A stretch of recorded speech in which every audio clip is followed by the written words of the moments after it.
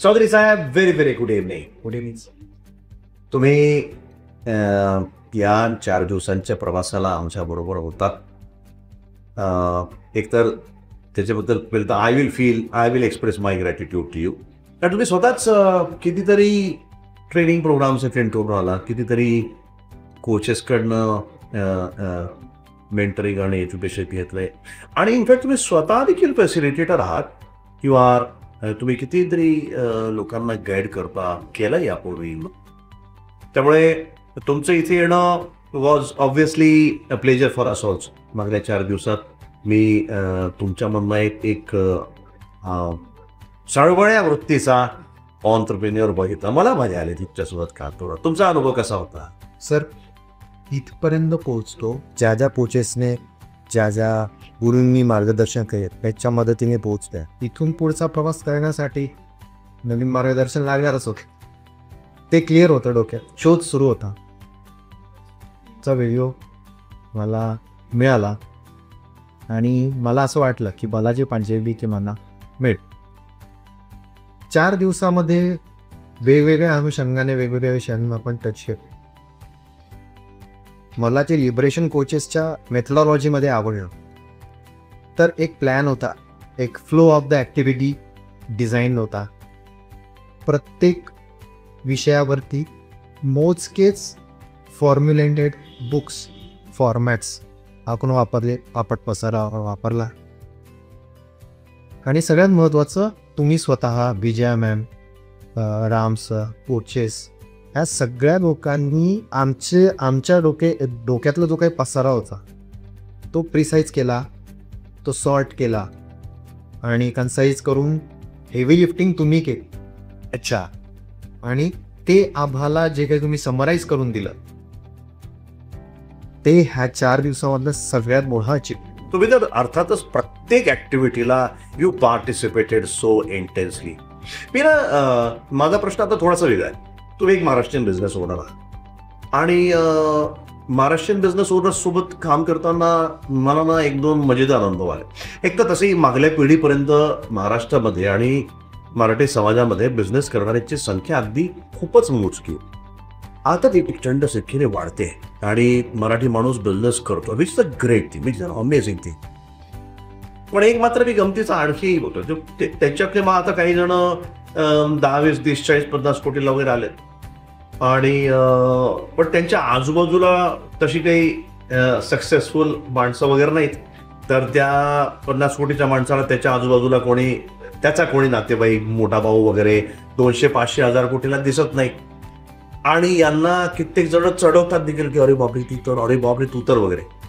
पण जो 500ला जाऊ शकत असता तो त्या 30-40 मध्येच इतका हॅपी होऊन गेलेला मी बघतोय महाराष्ट्रामध्ये. हे मला एक ऑब्झर्वेशन. असं तुम्हाला पुढे दिसलं का, किंवा याबद्दल तुमचं काय मत?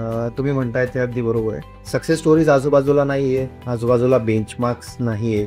त्याच्यामुळे मराठी माणूस हा आपसूक एकतर दुसऱ्या समाजाच्या कुठल्या तरी स्टोरीज बघतो, पण त्या रिलेट करता येत नाही. मराठी किंवा इतर भाषिक लोकांचे जे काही कल्चरल डिफरन्सेस त्याच्यामुळे ते रिलेट होत का. तुलनेने आपल्या समाजामध्ये ऑन्टरप्रेनरचा प्रवास हा खूप एकली आणि एकटा असतो. बोलायला कोणी नसतं, शेअर करायला कोणी नसतं.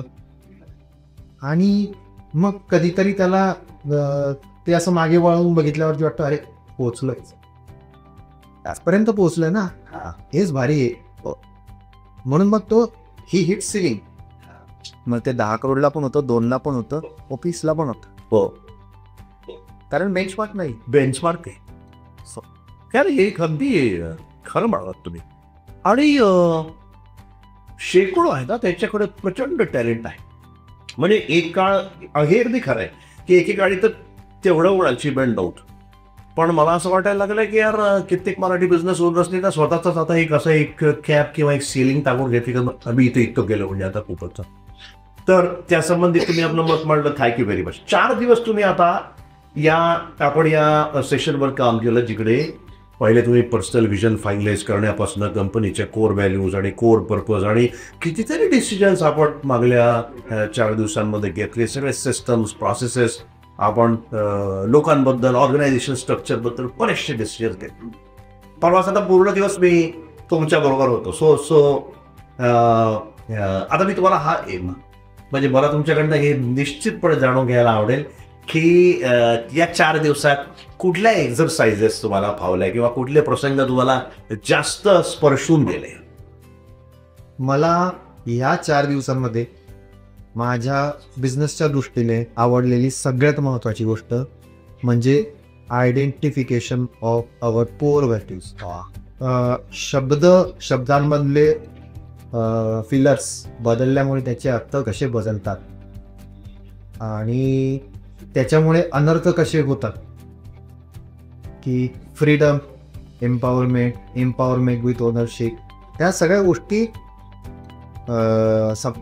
बघायला सारख्या वाटतात किंवा काढले तसे अर्थ काढतात, पण त्या वेगळ्यात. हे विजया मॅडमने शिकवलं, समोर डेमॉन्स्ट्रेट केलं आणि त्यांनी I really appreciate she didn't take any nonsense from me.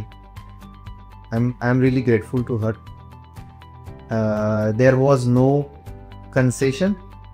There was no consideration कि इसको क्या लगेगा. हा निष्ठुर होते रिॲक्टिव्ह आहे. उत्तल निष्ठुरची जरा इंटेन्सिटी कमी चालू होतं.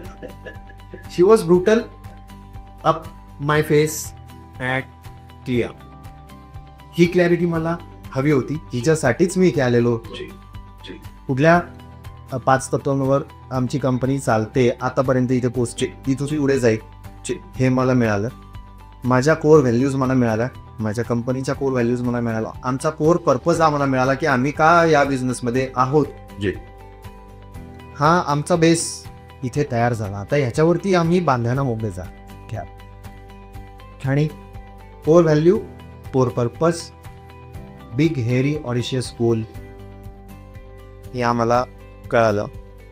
आम्हाला ते लिहिता आलं आणि हेच आमच्यासाठी सगळ्यात इम्पॉर्टंट होतं याच्या आधीचं. क्या बात आहे, जबरदस्त. आता माझे 2 प्रश्न. एक, how are you feeling right now? Right सध्या मनात कुठल्या भावना प्रबळ आहेत? मी भावना तर नाही सांगू शकणार, मी एक चित्र सांगू शकतो. अच्छा.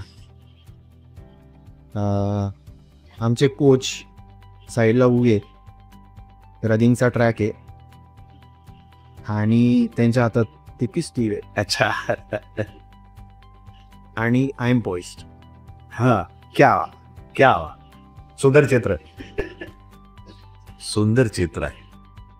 आणि स्वप्न देखील तुम्ही मोठीच बघितली. त्या स्वप्नांकरता मागल्या 4 दिवस आपली बऱ्याचदा तथास्तु म्हणाला परत एकदा होतं की ते लवकरात लवकर पूर्ण व्हावेत. 1000 कोटींचं स्वप्न घेतलंय तुम्ही, ते लवकर पूर्ण व्हावं. आता मग या चर्चेतला एक शेवटचा प्रश्न विचारतो. या व्हिडिओला शेकडो बिझनेस ओनर्स बघतील किंवा ज्यांची बिझनेस करण्याची इच्छा आहे अशी लोक बघतील, आणि आपण मराठीत बोललं तर विशेष करून महाराष्ट्रीयन बिझनेस ओनर्स बघतील.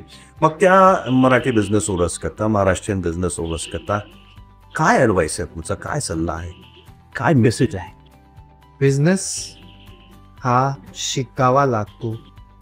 आपण जे काही आजपर्यंत कमवत आलेलं याच्यासाठी कुठलं तरी माध्यमिक, उच्च माध्यमिक, शालेय आणि कॉलेजमधलं शिक्षण आपण घेतलेलं असतं. दुर्दैवाने त्याच्यात बिझनेस शिकवला जात नाही. ते पण एक शास्त्र आहे.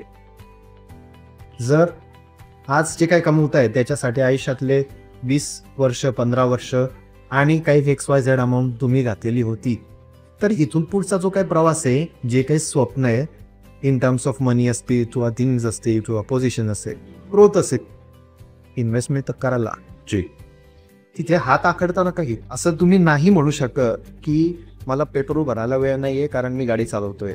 ते तरी जंगलात जाऊन गाडी बघ. मस्त एक्झाम्पल आहे. वेळेमध्ये योग्य कोचेसला सरेंडर करा, त्यांची मदत घ्या. त्यांच्या कोचिंगची किंमत पैशात होऊ शकत नाही. ही फक्त एक ट्रान्झॅक्शनल व्हॅल्यू आहे. पण ते जे वेळ देत असतात तुम्हाला, ही जो वेळ देत असतात, सो हे खरोखर एक तुमचं उत्तरदायित्व आहे की तुमची स्वतःची ग्रोथ, पर्यायाने समाजाची ग्रोथ होण्यासाठी ही इन्व्हेस्टमेंट करा. स्वतःचं प्रेशर कुकर नका हो. घ्या मग. कोचेसचं मार्गदर्शन घ्या, कोचिंगमध्ये इन्व्हेस्ट करा, पुढे सरका आणि ह्या माइंडसेटमध्ये नका राहू की मला कोण काय विचारणार आहे, मी माझ्या मर्जीचा मालक आहे. हा खड्डा आहे फार मोठा. इथेच आमच्या त्या विजया मॅडम त्याच्या आम्हाला सांगतात, टाइमपास, छंद, करमणूक हा धंदा नाही. घ्या. धंदा हा प्रोफेशनलिझम आहे. तो तसाच करा, तरच तुम्हाला धंदा करायचा हक्क आहे आणि तरच धंदे वाईट म्हणायचा हक्क आहे स्वतःला. तरच उद्योगपती तुम्ही होऊ शकाल. इतर सगळं वेस्ट. घ्यावा. 4 दिवस ही आपण एकमेकांबरोबर इन्व्हेस्ट केले. आपण बऱ्याचशा चर्चांमध्ये सोबत होतो, डिबेट्स केली आणि तुमची मोठी स्वप्न तुमच्या तोंडात मी ऐकली. It was beautiful. तुमच्या सर्व मोठ्या स्वप्नांकरता तुम्हाला मी परत एकदा शुभेच्छा देतो. तथास्तु वागतो.